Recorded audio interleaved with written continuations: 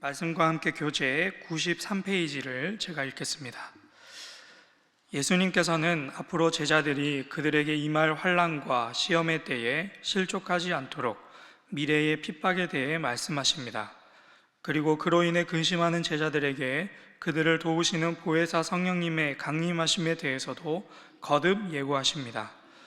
이후 십자가의 죽음과 부활에 대해 제자들에게 비유로 말씀하시고 내가 세상을 이기었노라고 말씀하시며 제자들에게 환난 가운데에서도 강하고 담대할 것을 당부하십니다.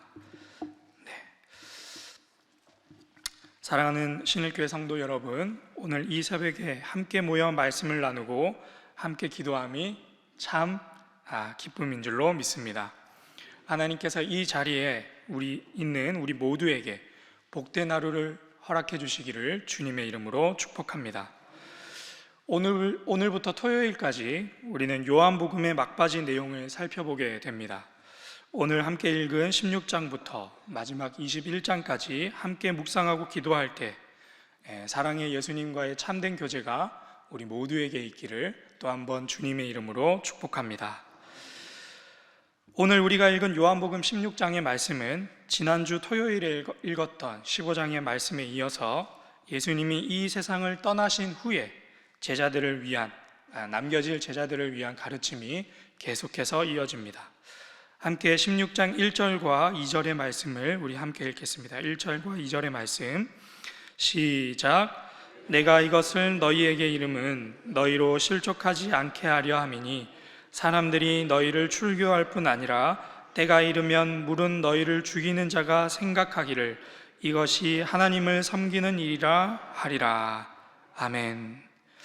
먼저 예수님께서는 이 모든 이야기를 꺼내는 이유에 대해서 제자들에게 분명히 말씀하십니다.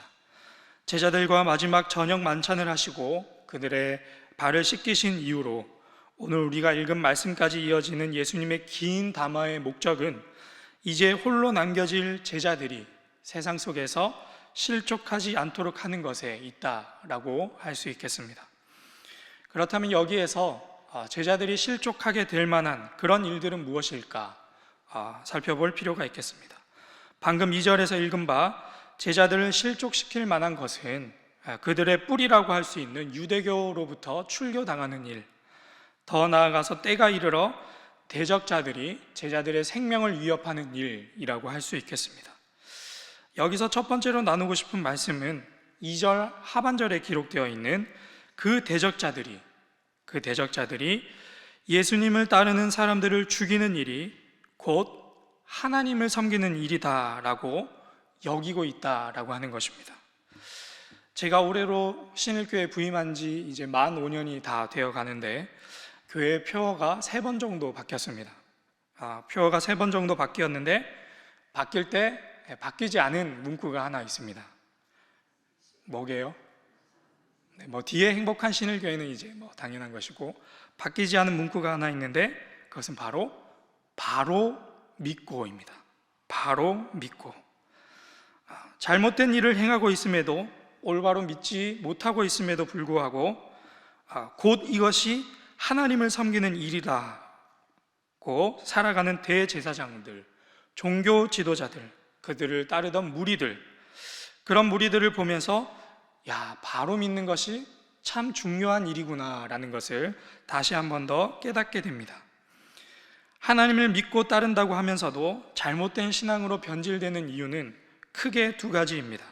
먼저 첫 번째로는 탐욕에 가려서 하나님의 뜻을 자기 입맛대로 해석하고자 하는, 왜곡하는 것입니다. 대표적인 예로 메시아이신 예수님이 자신들의 입지를 위협하자 예수님은 십자가에 못 박기까지 예수님을 핍박하고 박해한 대제사장들과 서기관들이다라고 할 수 있겠습니다. 탐욕에 이어서 2번째로는 잘못된 지식입니다. 대표적인 예로는 다메섹 도상에서 예수님을 만나기 직전까지 예수님을 믿는 사람들을 잡아 죽이고자 했던 사도 바울, 그때 당시는 사울이라고 할 수 있겠습니다. 하나님을 옳게 알지 못하니 온 정성과 힘을 쏟아서 예수님을 믿는 사람을 죽이려 했던 사도 바울의 모습, 우리는 이것을 통칭하여 우리를 미혹시키는 영이다라고 정리할 수 있겠습니다. 우리를 미혹하는 이 악한 영은 오늘도 우리를 실족시키고자 합니다. 각종 이단과 사이비 종교뿐만 아니라 정통교단이라고 하는 곳에서도 간간히 유사복음의 형태를 띠고 있는 잘못된 가르침이 많은 믿는 사람들을 미혹시키고자 하고 있는 것을 발견할 수 있습니다. 그런데 예수님께서는 오늘 우리에게 이렇게 말씀하십니다. 우리 함께 13절과 14절의 말씀, 13절과 14절의 말씀을 함께 읽겠습니다. 시작. 그러나 진리의 성령이 오시면 그가 너희를 모든 진리 가운데로 인도하시리니 그가 스스로 말하지 않고 오직 들은 것을 말하며 장래일을 너희에게 알리시리라. 그가 내 영광을 나타내리니 내 것을 가지고 너희에게 알리시겠음이라. 아멘. 오늘 함께 기도할 첫 번째 기도 제목은 진리의 성령님, 나를 진리의 길로 인도하소서입니다.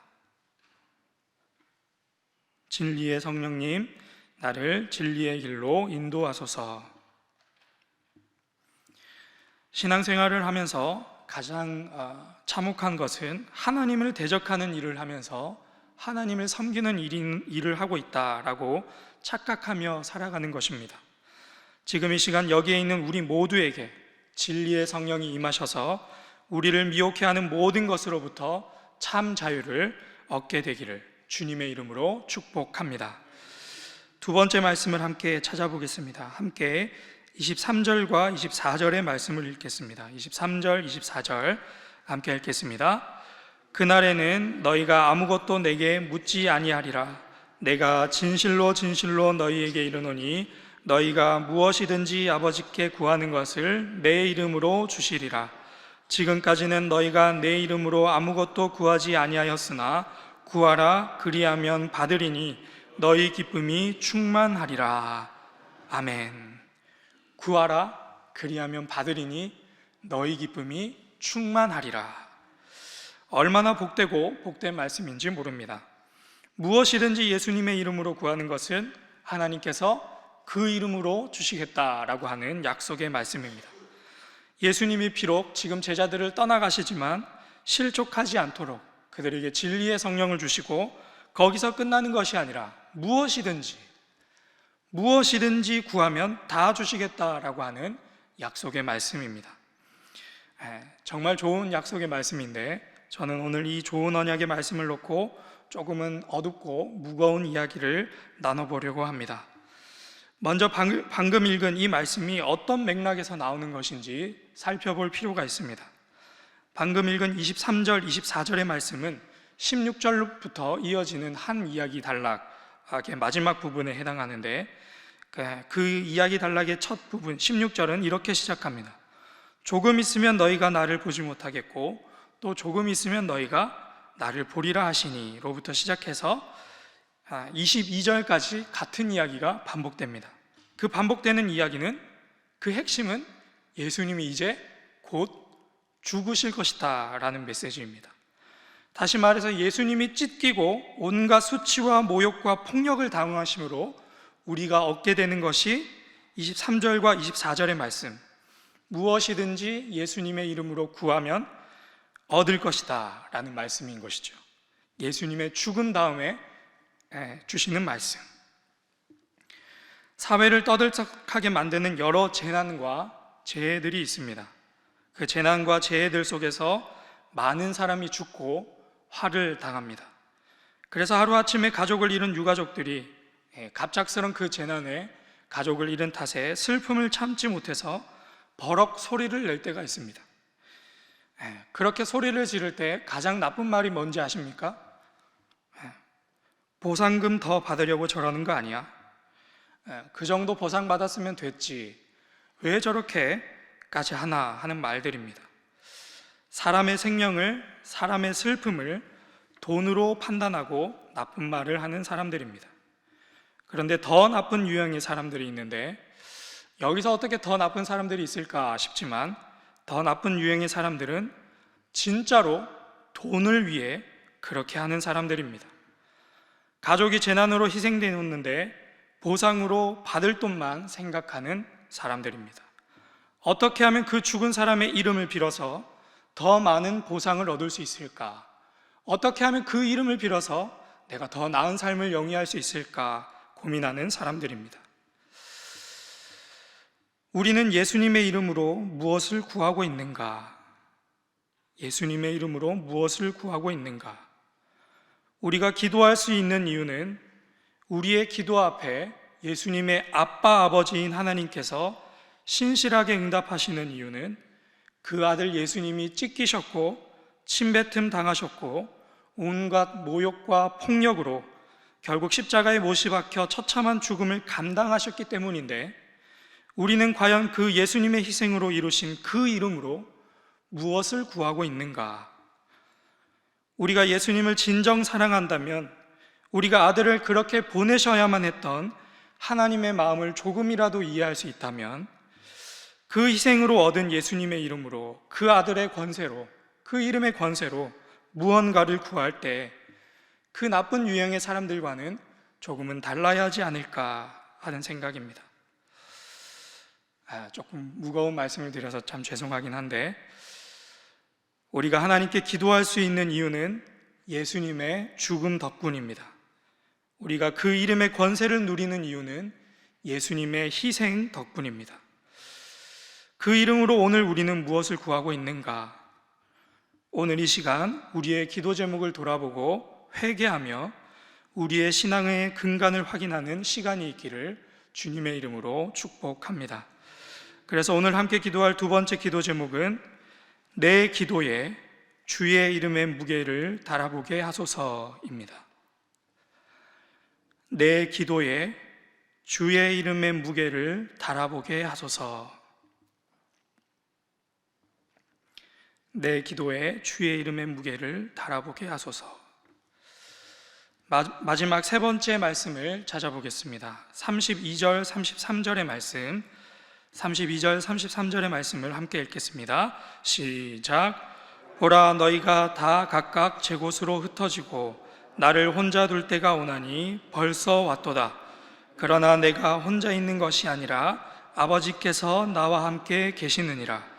이것을 너희에게 이르는 것은 너희로 내 안에서 평안을 누리게 하려 함이라. 세상에서는 너희가 환난을 당하나 담대하라. 내가 세상을 이기었노라. 아멘. 제자들을 향한 마지막 말씀을 마치면서 예수님께서는 이제 곧 제자들이 예수님을 홀로 두고 다 떠나게 될 것이다 라고 말씀하십니다. 하지만 홀로 계신 것이 아니라 혼자 있는 것처럼 보이지만 하나님께서 예수님과 함께하고 계신다라고 말씀하십니다. 32절의 말씀, 방금 읽었던 우리 32절의 말씀은 33절의 말씀과 쌍을 이루고 있는데, 32절의 내용을 이어받은 33절은 이렇게 시작합니다. 이것을 너희에게 이르는 것은 너희로 내 안에서 평안을 누리게 하려 함이라. 아멘. 그런데 생각을 해보면 이제 곧 그 제자들이 예수님을 버리고 도망가게 될 텐데, 그 제자들에게 이것을 내가 너희에게 말하는 것은 너희에게 평안이 있게 하려 함이다 라고 하는 것, 조금 어색하지 않은가 싶습니다. 제자들이 예수님을 버리고 떠나간 것과 홀로 남겨진 예수님이 사실 홀로 남겨진 게 아니라 하나님과 함께 하신다라는 그 말씀, 어떻게 제자들에게 평안이 되는 말씀이 될 수 있을까? 3년간 동고동락한 예수님을 버리고 떠난 제자들의 죄책감은 조금 덜어줄 수 있을지언정 그 마음에 샬롬, 평안을 준다라고 하는 것은 잘 이해가 되지 않습니다. 그래서 방금 읽었던 말씀을 조금 더 밝히 이해하려면 그 뒤에 나오는 말씀을 살펴봐야 합니다. 다시 한번 33절의 말씀을 읽겠습니다. 33절의 말씀 함께 시작. 이것을 너희에게 이르는 것은 너희로 내 안에서 평안을 누리게 하려 함이라. 세상에서는 너희가 환난을 당하나. 네, 여기까지. 세상에서는 너희가 환난을 당하나. 제가 앞서 말씀드린 것처럼 32절과 33절은 쌍을 이루는 말씀이라고 말씀드렸죠. 네, 33절에서 주목해야 할 것은 세상에서는 너희가 환난을 당하나입니다. 32절에 예수님이 모든 이들로부터 버림받고 세상으로부터 고난을 받게 되는 일이 33절에 쌍으로 이루어서 제자들이 곧 세상에서 버림을 받고 세상으로부터 환난을 당한다라고 하는 것과 쌍을 이루는 말씀이 됩니다. 마찬가지로 예수님이 그 어려운 순간에 혼자 계신 것이 아니라 하나님과 같이 계시듯 제자들이 당할 그 환난 속에서도 홀로 있는 게 아니라 하나님과 함께 있다. 마찬가지로 예수님이 세상을 이기셨듯 너희도 그 환난 속에서 세상을 이길 것이다 라고 하는 쌍을 이루는 말씀이 32절과 33절에 녹아 있는 것이죠. 그래서 이것이 제자들이 세상에서 실족하지 않게 하고 제자들이 세상 가운데서 누릴 수 있는 평안을 얻게 하는 예수님의 마지막 가르침이다 라고 할 수 있겠습니다. 그래서 오늘 함께 기도할 마지막 세 번째 기도 제목은 환난과 핍박 속에도 흔들리지 않는 담대한 믿음을 주소서입니다. 환난과 핍박 속에서도 흔들리지 않는 담대한 믿음을 주소서. 환난과 핍박 속에서도 흔들리지 않는 담대한 믿음을 주소서. 네, 우리 예수님께서 세상을 이기셨습니다. 세상을 이기신 예수님이 우리에게도 승리를 약속하시고 담대하라 말씀하십니다.